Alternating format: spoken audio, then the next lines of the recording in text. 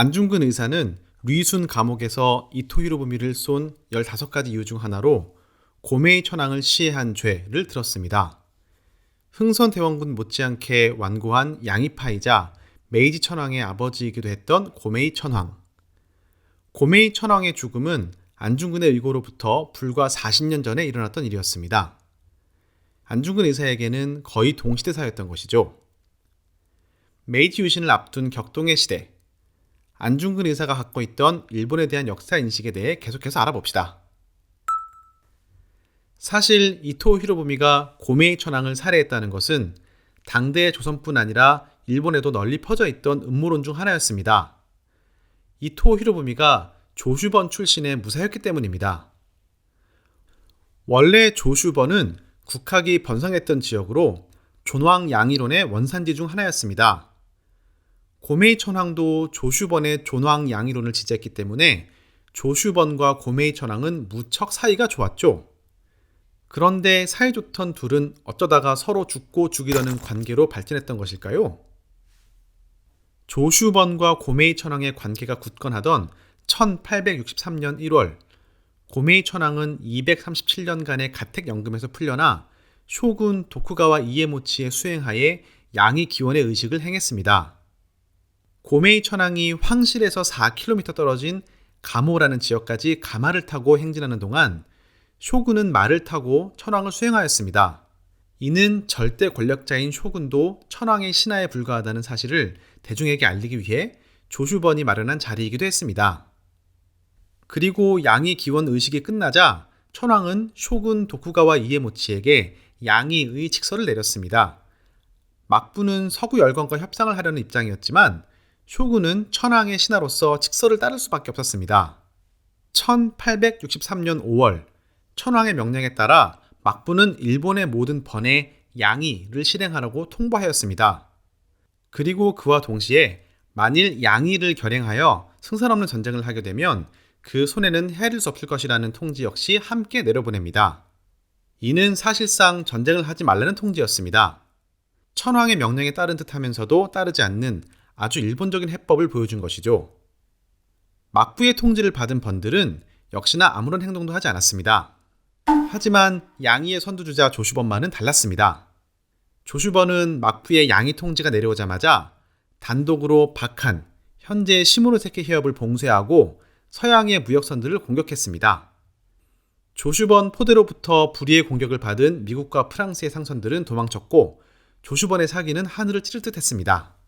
곧 이은 미국과 프랑스의 함대의 반격에 조슈번의 해군은 전함을 거의 잃었음에도 불구하고 조슈번은 전쟁을 말리러 온 막부의 배를 빼앗고 일반 농민들까지 군대에 들어오게 하는 등 한층 더 강력하게 양이 운동을 전개해 나갑니다. 조슈번은 이와 같은 고전의 와중에 1863년 8월 천황에게 천황이 직접 군을 이끌고 막부와 오랑캐를 토벌해야 합니다. 라는 건의를 했습니다. 천황이 나서서 일본의 모든 번의 힘을 하나로 해야 오랑캐를 무찌를 수 있다는 이유에서였죠. 그리고 천황이 야마토국, 현재의 나라현에 있는 최초의 천황, 진무천황릉에 참배를 하고 군사회의를 열어 모든 번의 양의 경문을 날리고 막부의 양이 불이행 죄를 물어 천황이 직접 군사를 몰아 에도에 쳐들어간다는 계획을 짰습니다. 외국과 전쟁 중에 내전까지 벌이자는 엉뚱한 계획이었지만 외국과의 전황이 불리해지자 천황의 권위를 빌어 다른 번들까지 박한 전쟁에 참가시키려는 의도에서 이런 무리수를 던진 것으로도 보입니다. 그러나 고메이 천황의 입장에서 조슈번의 이런 건의는 말도 안 되는 일이었습니다. 아까도 말씀드렸던 것처럼 천황은 237년간 교토의 황궁에 연금 중이었습니다. 따라서 고메이 천황 역시 태어나서부터 양의 의식을 하러 갈 때까지 황궁 바깥으로 나가본 적이 없었습니다. 겨우 6개월 전에, 그것도 평생 딱 한 번 집 밖에 나가본 사람에게 말을 타고 직접 군대를 이끌어 막부와 나아가서는 서양 오랑캐와 전쟁을 하라는 것은 너무나도 무모한 요구였죠. 당연히 고메이 천황은 조슈번의 계획에 반대했지만 조슈번은 천황의 의견을 무시한 채 마음대로 진무천황릉 참배의 날을 잡습니다. 고메이 천황은 생각했습니다. 이래서는 막부에게 양의를 맡기는 게 나을 것 같다.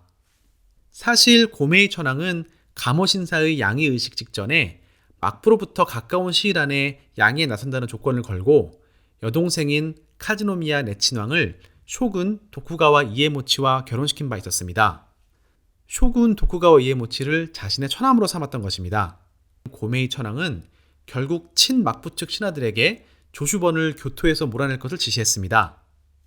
그리고 천황의 야마토 행차가 얼마 남지 않은 1863년 8월 18일 친막부였던 사치마번과 아이즈번의 무사들은 조슈번과 그를 따르는 귀족들을 황궁에서 몰아냈습니다. 고메이 천황이 조슈번의 결별을 선언한 것입니다. 그렇지만 조슈번은 천황을 포기할 수 없었습니다. 조슈번의 무사들은 고메이 천황이 자신들을 버렸다는 사실을 인정하는 대신 천황이 공무합체파의 쿠데타로 감금되어 버렸다고 생각하기로 했습니다. 이에 쿄토 시내에 숨어있던 조슈번의 무사들은 다음 해 기욤 맞질이 도중에 쿄토와 황궁에 불을 지르고 천황을 탈취해 조슈번의 하기라는 도시까지 데리고 가는 계획을 세웠습니다.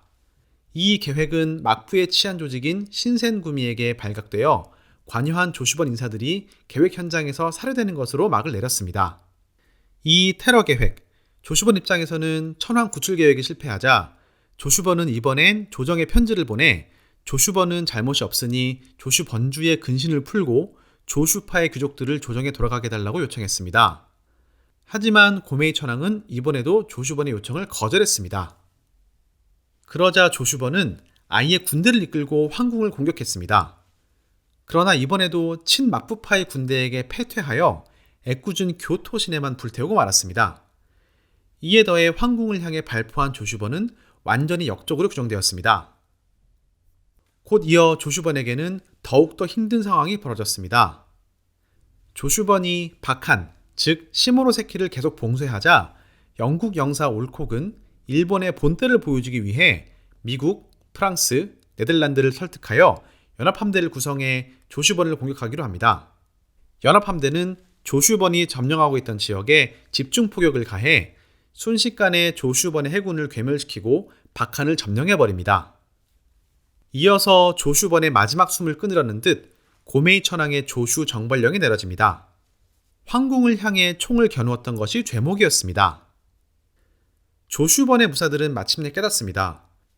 고메이 천황은 더 이상 조슈번의 편이 아니었습니다. 서구 열강의 포격에 쓰러져 있던 조슈번은 젊은 무사들을 중심으로 새로운 행보를 보이기 시작했습니다. 조슈번의 젊은 무사들이 모여 산홍공상 내 계급이 평등한 신식군대를 조직한 것입니다. 박한 전쟁의 패배로부터 교훈을 얻은 조슈번은 존왕양이에서 막부 타도와 문명 개화로 방향을 바꿨습니다.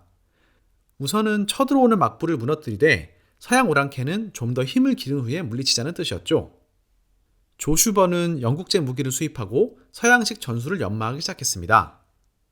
이토 히로부미는 이때 조슈번의 새로운 군대를 만들어낸 주역들 중 하나였습니다.